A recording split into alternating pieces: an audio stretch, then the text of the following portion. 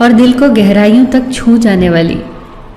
एक बार स्वर्ग में विचरण करते हुए कृष्ण और राधा एक दूसरे के सामने आ गए। विचलित से कृष्ण, प्रसन्नचित से राधा। कृष्ण सकपकाए, राधा मुस्कुराई। इससे पहले कि कृष्ण कुछ कह पाते, राधा बोल उठी, कैसे हो द्वारिकाधीश। जो राधा उन्हें कान्हा कान्हा कहकर बुलाती थी, उसके मुख से द्वारिकाधीश का संबोधन कृष्ण को भीतर तक घायल कर गया। फिर भी किसी तरह अपने आप को संभाल लिया उन्होंने और बोले राधा से, मैं तुम्हारे लिए आज भी वही कान्हा हूं।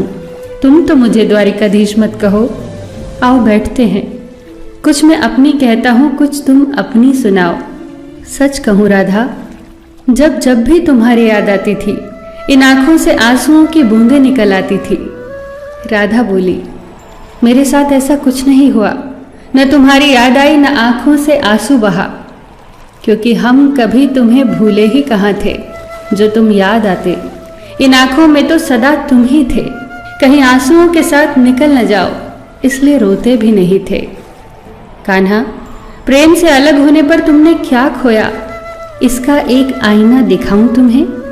कुछ कड़वे सच प्रश्न सुन पाओ तो सुनाऊं।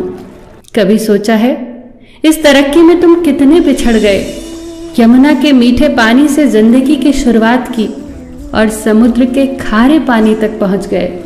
एक उंगली पर चलने वाले सुदर्शन चक्र पर भरोसा कर लिया और 10 उंगलियों पर चलने वाली बांसुरी को भूल गए।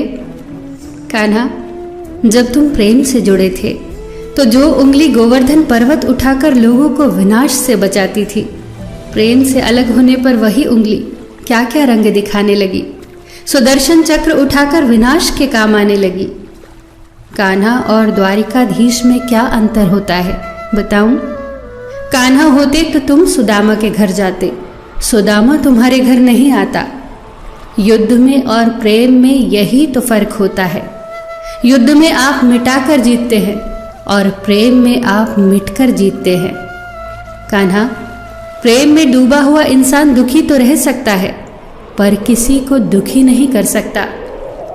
आप तो कई कलाओं के स्वामी हो, स्वप्न दूरदृष्टा हो, गीता जैसे ग्रंथ के दाता हो, पर आपने ये क्या निर्णय लिया? आपने अपनी पूरी सेना कौरवों को सौंप दी और अपने आप को पांडवों के साथ कर लिया। सेना तो आपकी प्रजा थी, राजा तो पालक होता है, उसका रक्षक होता है। आप जैसे महाज्ञानी उस रथ को चला रहे थे जिस पर बैठा अर्जुन आपकी प्रजा को ही मार रहा था। अपनी प्रजा को मरते देख आप में करुणा नहीं जगी, क्योंकि आप प्रेम से शून्य हो चुके थे। आज भी धरती पर जाकर देखो, आपकी द्वारिकाधीश वाली छवि को ढूंढते रह जाओगे। हर जगह, हर मंदिर में मेरे ही साथ खड़े नजर आओगे। मैं जानती हूँ कान्हा, लोग गीता के ज्ञान की बात करते हैं, उसके महत्व की बात करते हैं, पर धरती के लोग युद्ध वाले द्वारिकाधीश पर नहीं, प्रेम वाले कान्हा पर भरोसा करते हैं। गीता में मेरा दूर दूर तक नाम नहीं है, पर आज भी लोग उसके समापन पर राधे राधे कहते हैं। ये कहानी काल्पनिक जरूर है, पर इसके भीतर छिपी सीख बहुत महत्वपूर्ण है।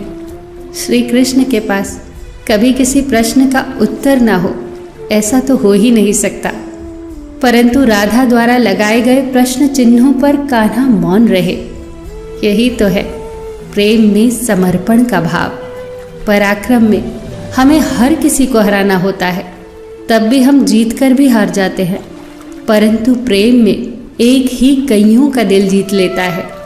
सही कहा है कि छोटी सी उंगली पर पूरा गोवर्धन पर्वत उठाने वाले भगवान श्री कृष्ण छोटी सी बांसुरी को दोनों हाथों से पकड़ते थे।